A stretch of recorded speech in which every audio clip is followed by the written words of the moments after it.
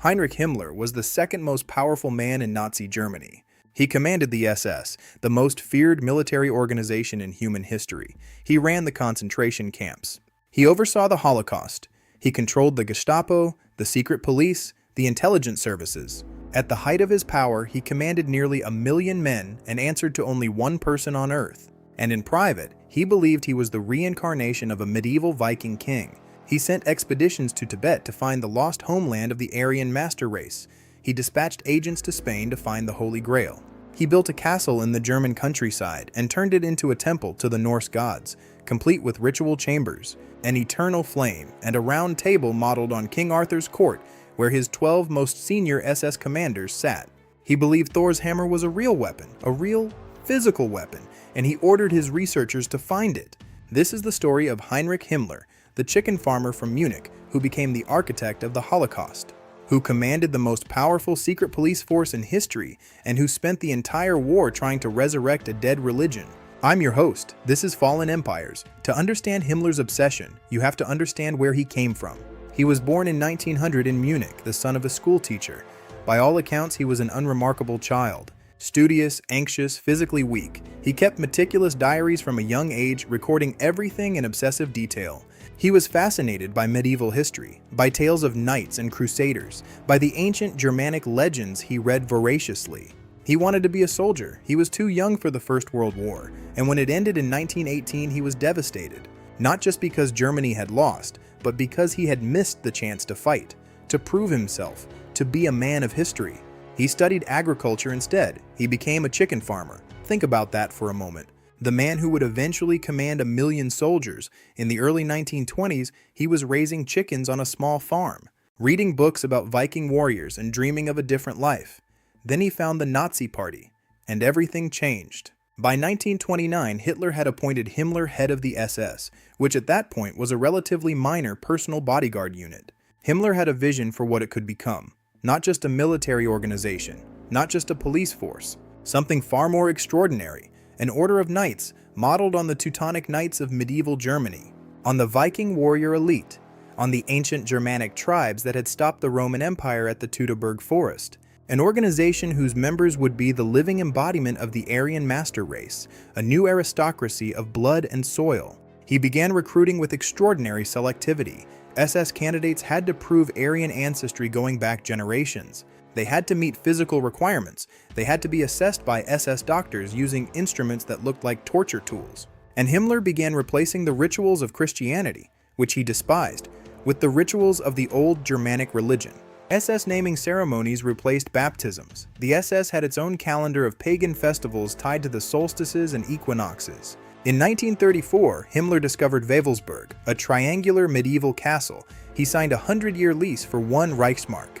He was building a Nazi Camelot, a pagan Vatican, the spiritual center of a new religion he was inventing as he went. He brought in Karl Maria Willigut, a man he called his personal Rasputin, an elderly Austrian mystic with ancient claims. Willigut had been in a psychiatric institution for claiming he was the descendant of gods. Himmler brought him onto his staff. Together they designed the rituals. The North Tower was transformed. Beneath it, Himmler built a circular stone crypt. 12 pillars around the walls, an eternal flame in the center. This was where the spirits of SS leaders would linger. Above the crypt was the Hall of the Supreme Leaders. Inlaid in the marble floor was a symbol called the Black Sun. 12 spokes radiating from the center in a pattern drawn from ancient runes. It was invented specifically for this room. Himmler gathered his 12 senior commanders here. Each had his own chair, his own coat of arms on a silver plaque.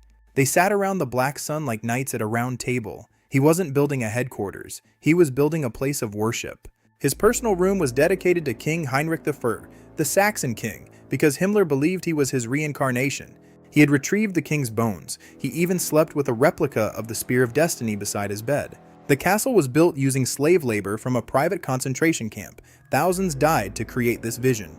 In 1935, Himmler established the Ahnenerbe, the Ancestral Heritage Research Institute, a scientific facade for something darker.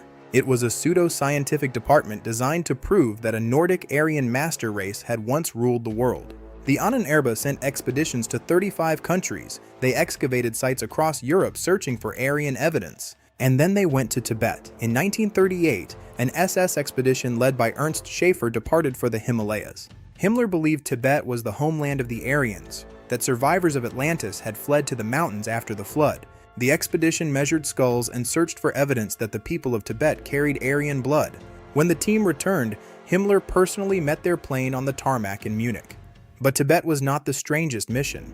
Himmler wanted the Holy Grail. He was convinced it wasn't a Christian relic, it was an Aryan one. He was influenced by Otto Rahn, who searched the caves of southern France for evidence the Cathars guarded the Grail. Rahn believed the Grail was a stone that had fallen from Lucifer's crown when he was cast out of heaven. Rahn never found it.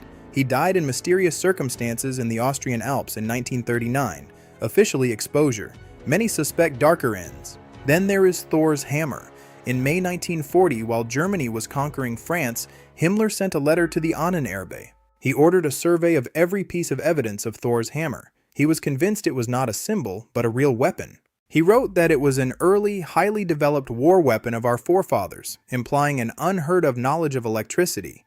While Germany fought for its survival, the second most powerful man in the Reich was trying to find the weapon of a thunder god. By 1944, it was clear Germany was losing. The SS empire that Himmler built was beginning to collapse around him. Himmler began secret negotiations with the Allies. Without Hitler's knowledge, he offered to surrender the concentration camps. The Allies refused. Hitler found out in the bunker. He stripped Himmler of every rank and declared him a traitor on the spot. On May 21, 1945, Himmler was captured near Hamburg. He was disguised. He had shaved his mustache and wore an eye patch. During a medical examination, he bit down on a cyanide capsule hidden in his mouth. He was dead within 15 minutes. The man who believed he was a Viking king died in a military interrogation room, disguised as a dead man in an eye patch. The eternal flame was extinguished. Himmler ordered the castle demolished before capture, but the crypt and the Black Sun survived. Today, Wewelsburg is a museum. You can stand in the Hall of the Supreme Leaders and look at the Black Sun on the floor.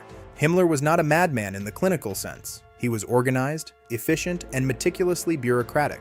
He genuinely believed the Norse gods were real, that the Holy Grail could be weaponized, that he was the reincarnation of a king. History produces monsters. It rarely produces monsters who are true believers in their own mythology. Himmler was both. The religion he tried to build lasted 12 years. The Norse gods, it turned out, were not listening. This has been Fallen Empires. New episodes daily. Subscribe, because history's darkest stories are almost always its most human ones.